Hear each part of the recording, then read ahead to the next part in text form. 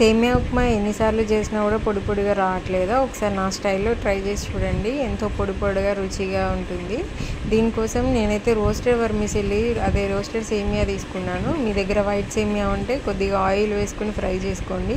ఇట్లా రోస్టెడ్ ఉంటే ఆయిల్ అవసరం లేదు. జస్ట్ అట్లా పచ్చిదనం పోయేంత వరకు 1 నిమిషం అట్లా ఫ్రై చేసుకోండి. ఇది ఫ్రై అయ్యేలోపు పక్కనే ఒక గిన్నె పెట్టుకొని అందులో వాటర్ వేసుకోండి. ఆ వాటర్లో కొద్దిగా సాల్ట్ వేసుకోండి. ఒక చెంచా నూనె వేసుకోండి. ఎక్కువ ఏం పట్టదు, ఎందుకంటే ఇది ఆల్రెడీ రోస్టెడ్ కాబట్టి. ఈ వాటర్ బాయిల్ అవుతున్నప్పుడు ఏదైతే మనం వేయించుకొని పక్కన పెట్టుకున్నామో ఆ సేమియా వేసుకోండి.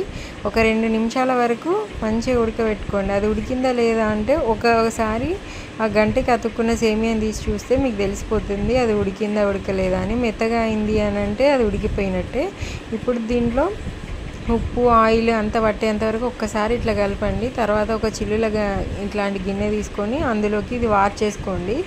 తర్వాత ఇది వేడిగా ఉంటే అతుక్కుంటుంది కాబట్టి ఒకసారి మళ్ళీ చల్లటి నీళ్ళు మీద నుంచి ఇట్లా పోసుకుంటే అయిపోతుంది. తర్వాత అదే గిన్నెలో కొద్దిగా ఆయిల్ వేసుకొని ఆవాలు జీలకర్ర వేసుకోండి.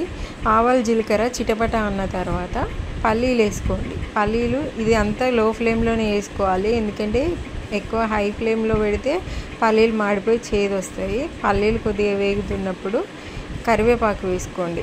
కరివేపాకు వేగిన తర్వాత కట్ చేసి పెట్టుకున్నటువంటి పచ్చిమిర్చి వేసుకోండి.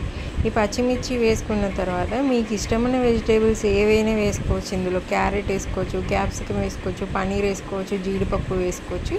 నేను క్యారెట్ వేసాను. తర్వాత ఉల్లిపాయలు వేసుకోండి. అల్లం వెల్లిపాయ పేస్ట్ వేసుకోండి.